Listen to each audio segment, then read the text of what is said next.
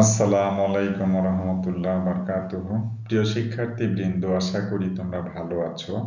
আমিও ভালো আছি আলহামদুলিল্লাহ।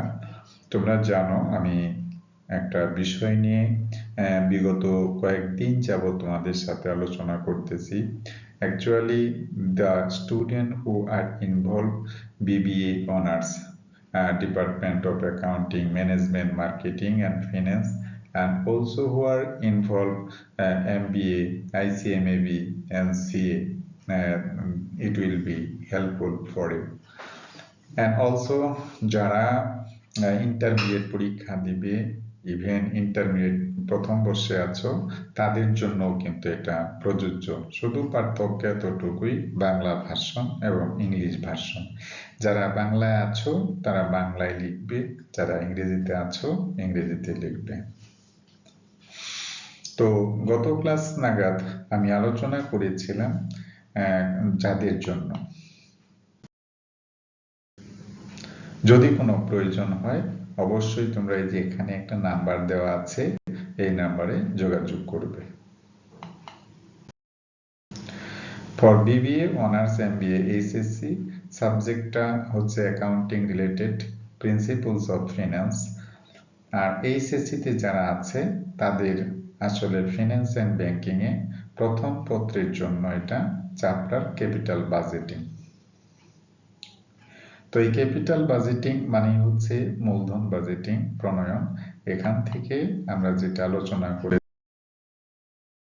করেছিলাম যে প্রাইমারি ডিসকাশনে ছিলাম যে keyword NCO net cash outlay অর্থাৎ নগদ বহিঃপ্রবাহ, এবং এনসিবি ছিল net cash benefit, that means নগদ আন্তঃপ্রবাহ।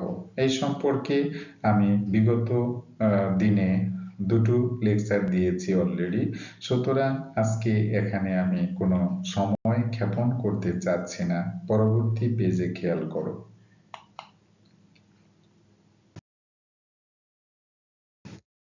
টেবিল ফর এনসিও এবং এনসিবি, এটা সম্পর্কে আমি গত ক্লাসে কথা বলেছি যে ইয়ার আছে 0, 1, 2, 3, 4, 5। এ হচ্ছে একটা প্রজেক্ট। তো এই প্রজেক্টে জিরো পিরিয়ডে আমি 50,000 টাকা বিনিয়োগ করেছি এবং বি প্রজেক্টে 70,000 টাকা বিনিয়োগ করেছি। আর এনসিবি যেটা আছে সেটা একটু খেয়াল করো যে প্রথম বছরে আছে 10,000, পরে যে ডু ছিল এই সম্পর্কেও কিন্তু লেকচার দিয়েছি যে কোনো একটা প্রজেক্টে প্রত্যেক বছর ইকুয়াল টাকা এসছে, বাট এটা কিন্তু আসলে আদৌ সম্ভব হতেও পারে নাও হতে পারে। শুধুমাত্র তোমাদের বোঝানোর জন্যে আমি কোনো একটা প্রজেক্টের জন্য প্রত্যেক বছরের ইনকামের পরিমাণটা সমান করে ধরেছিলাম, শুধু প্রয়োজনের খাতিরে।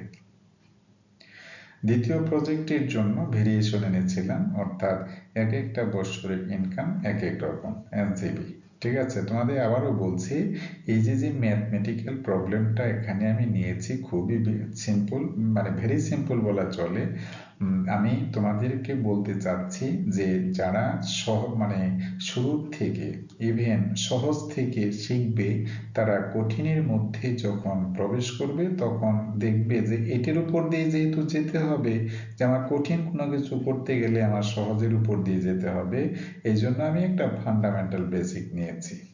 ঠিক আছে, তো গত ক্লাসে আমি পেব্যাক পিরিয়ড করেছি, আর হলো অ্যাকাউন্টিং রেট অফ রিটার্ন এবং অথবা অ্যাভারেজ রেট অফ রিটার্ন, গড় মুনাফার হার করেছি। তো আজকে সেই সম্পর্কে কোনো কথাই আমি বলবো না, শুধুমাত্র দেখো এখানে বলছি ক্যালকুলেট আইআরআর। আইআরআর মানে হলো internal rate of return. Internal rate of return হচ্ছে অভ্যন্তরীণ উপার্জন হার পদ্ধতি। এখানে বলা আছে DCF, discounting factor at the rate of 10% and comment, অর্থাৎ 10% যদি আমি কস্ট অফ ক্যাপিটাল অর্থাৎ মূলধনী ব্যয় ধরি, আর প্রতি বছর যদি তোমার টাকার মূল্যটা 10% হারিয়ে যায়, এই ভেবে আমরা এখানে করতেছি আইআরআর। তবে আইআরআর একটা বিশেষ বিষয় হলো যে তুমি যখন অঙ্কটি করতে যাবে তখন আমি ধরে নাও এই প্রজেক্ট বি যে আছে, প্রজেক্ট বি থেকে এই 10% ধরে ডিসকাউন্টিং করে আমরা এনপিভি করব। তো এনপিভি করার পরে আমি দেখব যে নিট প্রেজেন্ট ভ্যালু যেটা আসছে সেটা কি পজিটিভ না নেগেটিভ। আচ্ছা, তোমরা তো জানো পজিটিভ এবং নেগেটিভের মধ্যে পার্থক্য কোন জায়গায়। পজিটিভ মানে হলো আমার যদি ইনকামের মাত্রাটা ওই বিনিয়োজিত অর্থের চাইতে বড় হয়ে যায় তাহলে পজিটিভ হবে, আর যদি বিনিয়োগটা বড় হয় আর এই নেট প্রেজেন্ট ভ্যালুটা যদি ছোট হয় তাহলে নেগেটিভ হয়ে যাবে। তো এখানে আইআরআর করার জন্য তোমাদের সব সময় একটা দিক খেয়াল করতে হবে, যদি আমার পজিটিভ আসে আমাকে পাশাপাশি আরেকটা রেট নিতে হবে, আরেকটা রেট নিয়ে আমি এটা কি করব, একটা নেগেটিভ নিয়ে আসব। তো পজিটিভ এবং নেগেটিভ ভ্যালু যদি না আসে তাহলে সেই ক্ষেত্রে আমি আইআরআর করতে ব্যর্থ হব। ঠিক আছে, তো আমরা নেক্সট পেজে যাই। দেখো table for net present value for B, আমি কিন্তু তোমাদের বলছি আমি এই প্রজেক্টে ছিল সেটা কিন্তু আমি নিইনি। ঠিক আছে, তো table for net present value for B and year 01, 02, 03, 04, 05 আর এনসিবি ছিল 20,000, 35,000, 23,000, 10,000 এবং 5,000। DCF at the rate of 10%। আমি গত ক্লাসে বলেছি যে 1 টাকার মূল্য হচ্ছে 1 বছর পরে 0.909, দ্বিতীয় বছর পরে 0.826, তৃতীয় বছর পরে 0.751, চতুর্থ বছর পরে 683 এবং পঞ্চম বছর পরে 0.621। ঠিক আছে, এটাও যদি তোমরা কেউ না বুঝো আমাকে কমেন্টে জানাও, আমি পরবর্তী লেকচারে যাতে সুন্দর করে এই বিষয়টার ক্যালকুলেশন কিভাবে করে সেটা আমি দেখাই দিতে পারবো। এখন এই 20,000কে যদি 0.909 দিয়ে গুণন করি তাহলে আসে 18,180 টাকা। ক্রনোলজিক্যালি ওপেনিং টু এন্ড এই ডিসকাউন্টিং ফ্যাক্টর দিয়ে আমি টাকার অ্যামাউন্টকে কি করব, গুণ করব, করলে যে পরিমাণ টাকা আমি পাই। তো এটা আমি পরবর্তী পেজে যোগ করেছি, দেখো একটু খেয়াল করে। নিট প্রেজেন্ট ভ্যালু অর্থাৎ PV of NCB minus PV of NCU. তো আগের যে পেজটা ছিল সেখানে পিভি মানে প্রেজেন্ট ভ্যালুটা কত ছিল, যোগ করেছি 74,298, আর পিভি অফ এনসিইউ হচ্ছে 70,000। একটু খেয়াল করো তো যে এই ক্ষেত্রে আমার আসছে 4,298, দ্যাট মিনস এটা একটা পজিটিভ ফিগার। ঠিক আছে, তো আমি গত ক্লাসের লেকচারটা নিয়ে রেখে দিয়েছিলাম যে since NPV is positive so it should be acceptable. তো এখানে আজকে আমি যেহেতু এটা কার ভিত্তিতে লিখেছিলাম মনে আছে তোমাদের? হ্যাঁ, তো এটা হলো এনপিভির ভিত্তিতে আমি বলেছিলাম যে এনপিভি যার পজিটিভ সেটাকে আমরা গ্রহণ করব, এনপিভি যার নেগেটিভ সেটা আমরা গ্রহণ করব না। ঠিক আছে, তো আমি আজকে যে আলোচনা করতেছি সেটা হচ্ছে আইআরআর। আইআরআর করার জন্য একটা পজিটিভ ভ্যালু লাগবে আর একটা নেগেটিভ ভ্যালু লাগবে। তো প্রিয় শিক্ষার্থী, এখানে 10% করার বিনিময়ে আমরা 4,298 টাকা পজিটিভ ফিগার পেয়েছি। এখন এই ক্ষেত্রে তোমাকে অনুমান করতে হবে যে কি ধরনের পার্সেন্টেজ নিলে আমার এটা নেগেটিভ চলে আসবে। সুতরাং এটা কিন্তু অনুমানের উপর ডিপেন্ড করবে, মানে it is fully depend on your estimation or assumption. So আমি পরবর্তী পেজে যদি একটু তাকাই,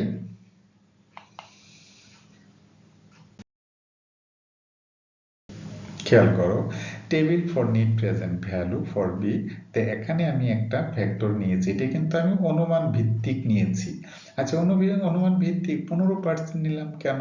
এখানে 12% নিলেও তো হতো বা হতে পারত, কিন্তু আমি ধরে নাও যে 12% এখানে সেটিং করলাম। তো 12% সেটিং করার কারণে এখানে যে রেটটা চলে আসবে এটাতে যদি গুণ করি তাহলে আবারও দেখা যাবে যে যদি পজিটিভ চলে আসে, তো আমার তো দরকার হচ্ছে একটা নেগেটিভ আর একটা পজিটিভ। সো আমি একসাথেই 15% নিয়ে এসেছি, যে পার্সেন্ট যত বড় হবে টাকার মূল্য তত কম হবে, পার্সেন্ট যত ছোট হবে টাকার মূল্য তত বড় হবে। ঠিক আছে, তো সেই দৃষ্টিকোণ থেকে on the basis of estimation or on the basis of assumption I have taken a rate at the rate of 15%। আশা বুঝতে পেরেছো?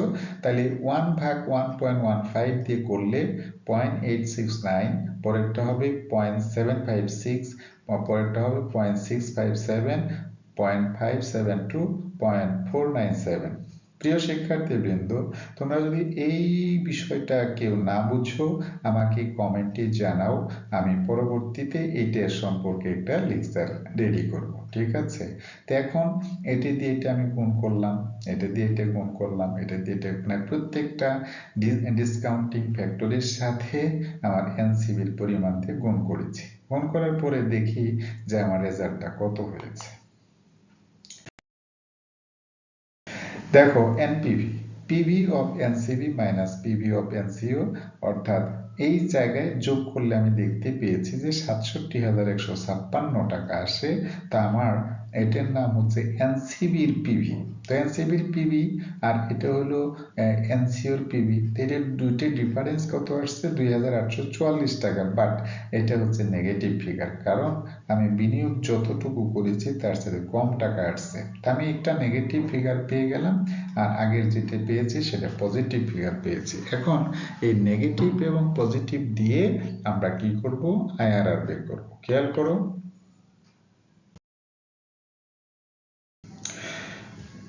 নাও অ্যাপ্লাইং বাই ফর্মুলা।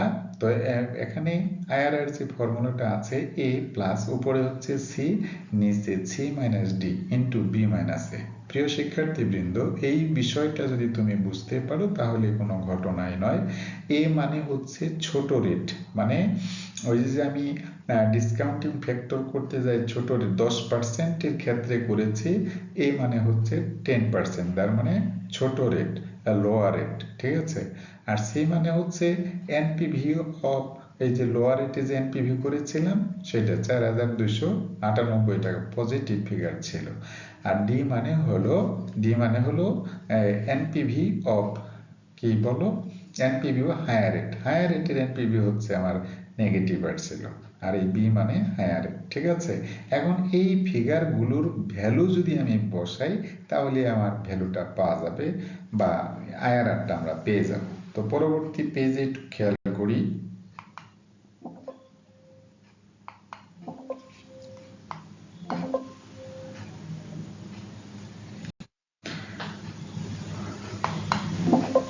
সরি,